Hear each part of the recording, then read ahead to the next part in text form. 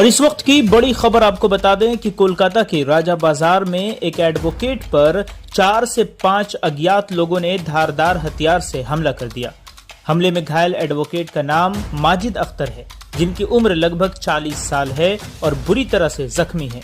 हमले के बाद उन्हें NRS medical college and hospital में भर्ती कराया गया है, जहां उनके बॉडी पर करीब 8 से 9 जगह पर गहरे जख्म पाए गए हैं और गंभीर हालात में उन्हें भर्ती किया गया है। घर वालों का कहना है कि यह हादसा करीब 9 बजे से लेकर 9:30 बजे तक के बीच की है, जब वो अपने घर वालों के लिए नाश्ता लाने बाहर निकले थे और जब वापसी में वो घर तक पहुंचे तभी उन पर यह अटैक हुआ। हादसे से परिवार के लोग दहशत में हैं। सामने आ रही वीडियोस और फोटोज को देखकर लोगों के रोंगटे खड़े हो जा रहे हैं। अब सवाल यह है कि आखिर प्रशासन की कितनी लापरवाही है और कानून का डर लोगों में क्यों खत्म होता जा रहा है। कानून की रक्षा करने वाले एडवोकेट्स भी अब सुरक्षित नहीं हैं। सुरक्षा के लिहाज से ये मामला काफी गंभीर और डरावना है। और इस वक्त हम आपको बता दें कि हम लोग फिलहाल NRS medical college and hospital में हैं और यहाँ पर इमरजेंसी वार्ड में एक एडवोकेट जो है एडमिट है।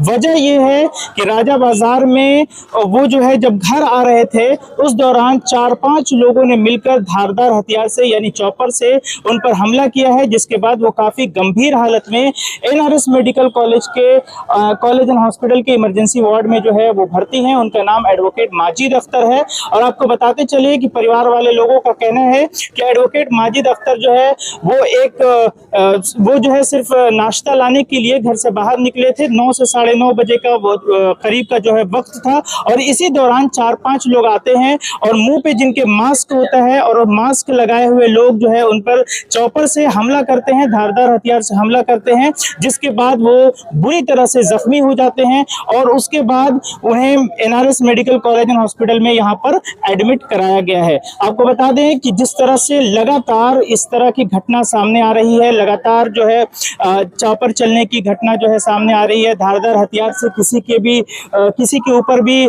हमला करने का जो वारदात है वो जो है सामने आ रहा है, वो लगातार यहाँ पर देखने को मिल रहा है। ये राजा बाजार का मामला है और राजा बाजार में इस तरह की वाकयात पेश आए हैं। आखिर लोगों में कानून का डर जो है वो क्यों खत्म होता जा रहा है। लगातार लोग जो है कानून को हाथ में ले रहे हैं और इस तरह के वाकयात जो है हर दिन कहीं ना कहीं पेश होते हुए दिख रहे हैं। फिलहाल राजा बाजार का मामला है, कभी कहीं और ये वाकयात सुनने को मिलते हैं। तो आखिर ऐसा क्यों हो रहा है? प्रशासन कहां पर नाकाम हो रही है? पुलिस क्यों एक्शन नहीं ले पा रही है इस तरह की घटना पर? एडवोकेट समाज में डर का माहौल है। एक एडवोकेट से भी हमने बात किया अभी, एडवोकेट नफीरुल इस्लाम ने, उन्होंने भी यही बात कहा कि आखिर एडवोकेट समाज के अंदर पूरी तरह से डर का माहौल बना हुआ है और एडवोकेट समाज अब इस तरह से सेफ नहीं है। तो आम लोगों का क्या कुछ होने वाला है? देखिए, माजिद के साथ तो अचानक ये चीज़ हुआ है। ठीक है, वो नाश्ता लाने के लिए निकला था 9:20-25 के करीब, जब रास्ता से वापस आ रहा था, गेट के करीब आया ही है, घर में दाखिल होगा, अचानक 4 लड़के मिल के आए। 4 आदमी को बताया है, जिस वक्त मैंने उसके साथ हुआ है तो बताया कि मुंह में मास्क लगा हुआ था, अचानक चॉपर चलाना शुरू किया है, सर में, गर्दन में, दोनों हाथ दोनों पैर में लगा। काफ़ी सीरियस हालत में मैंने वो था। अब अल्लाह का मर्जी है कि अल्लाह उसको याद दिए हो तो जरूर बच जाएगा इंशाल्लाह। देखिए, दुश्मनी मामला ऐसा है, कुछ केस मामला ऐसा है, लेकिन वो तो चल रहा है, वो तो अपने जगह में है। लेकिन ये दुश्मनी किस शक्ल में उतारा है और कौन उतारा है ये बताना मुश्किल है।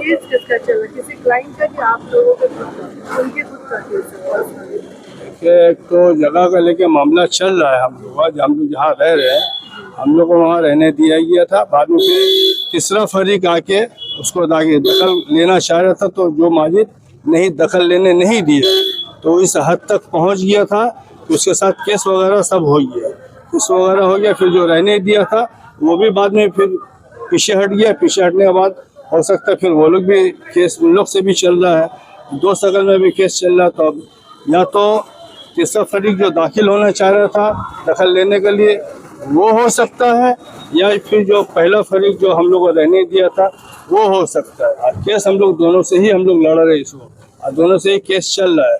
लेकिन ये दुश्मनी उस शक्ल में लिया है या इसके अलावा कौन ठीक तो बोल नहीं पाएंगे इस वक्त, तो हो सकता है वो होश में आने के बाद फिर बताए। लेकिन जो भी हालात किया है बहुत ही सीरियस कंडीशन में उसको ले गया है। अब आगे अल्लाह का मर्जी है तो ठीक है। अब इसको एक्शन, अब डॉक्टर का अभी ट्रीटमेंट चल ही रहा, अभी ऑपरेशन थिएटर में है।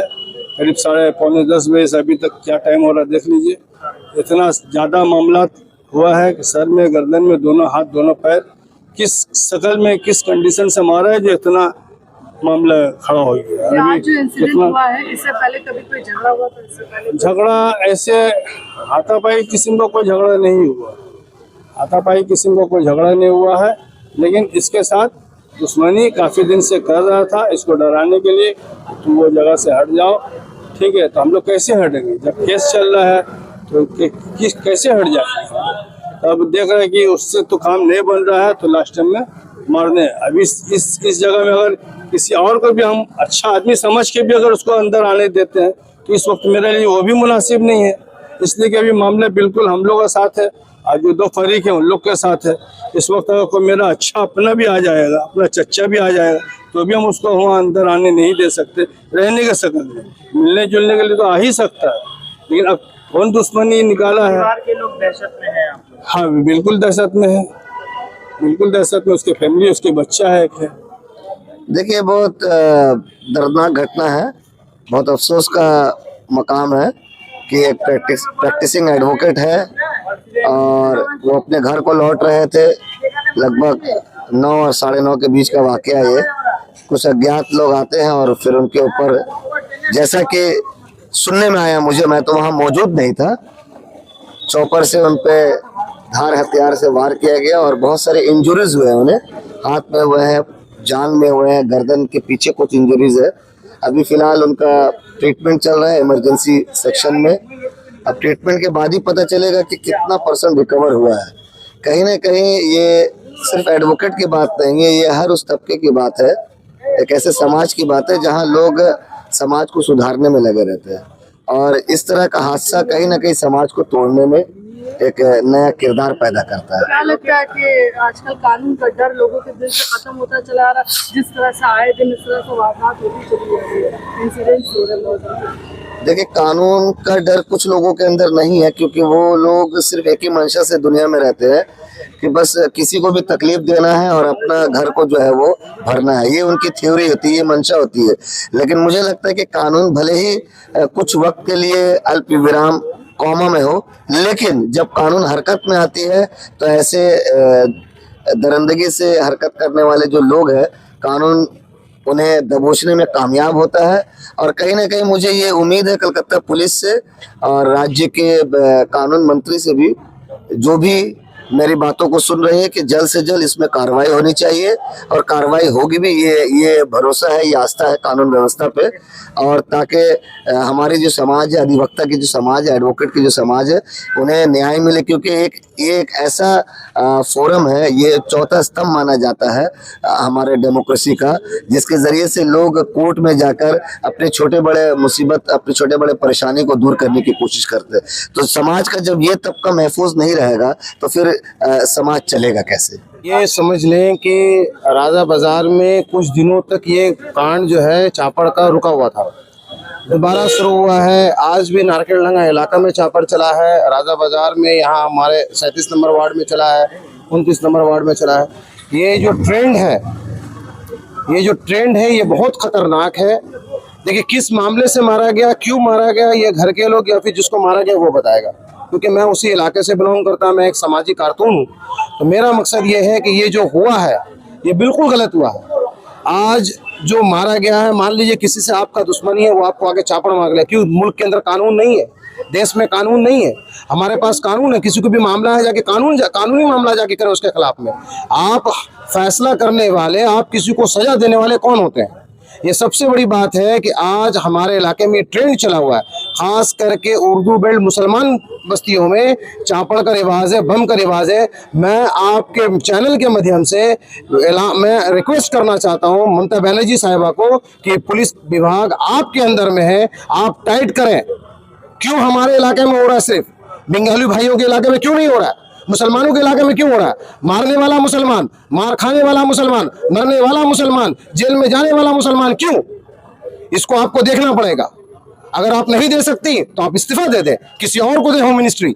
आप अपने अंदर में अपने पास में मत रखें आप, क्योंकि आज ये इलाके में जितने भी क्राइम्स हो रही हैं वो होम मिनिस्ट्री आप है, तमाम इल्जाम आपके ऊपर में जाएगा, आपको इसकी जवाब देनी पड़ेगी, आप इसकी जवाबदाही है, आपको जवाब देना पड़ेगा। तो जिस तरह से इलाके में इस तरह से हो रहा है, क्या इलाके के लोग दहशत में हैं, डरे हुए हैं? बिल्कुल दहशत में भाई। अभी मैं सोच लूं, मैं अगर मेरा आपसे झगड़ा हो जाता है, मैं घर से बाहर निकलूंगा, मुझे डर लगेगा 11 बजे रात में आप आके कहीं चापड़ मार दो हमको। तो आप देखिए दारापाड़ा का मामला, बम चलने का मामला, आप यहाँ देख रहे लाला बाजार का मामला, नारकेट लागा का मामला, ये क्या हो रहा है? आपसे नहीं संभाला जा रहा तो आप इस्तीफा दीजिए ना भाई, किसी और को लाके वहां पे बैठाइए। आप चाटू क्यों लेके रखी है पोस्ट अपने पास में? आज से तो नहीं चल रहा है, चापड़ चल रहा है, हमारे इलाके में चल रहा है। इससे पहले एक लड़का को जो है पूरा मर्डर कर दिया गया 36 नंबर वार्ड में, वो कांग्रेस करता था, इमाम नाम था उस लड़के का। क्यों हो रहा है हमारे इलाके में ऐसा? आपको जवाब देना पड़ेगा।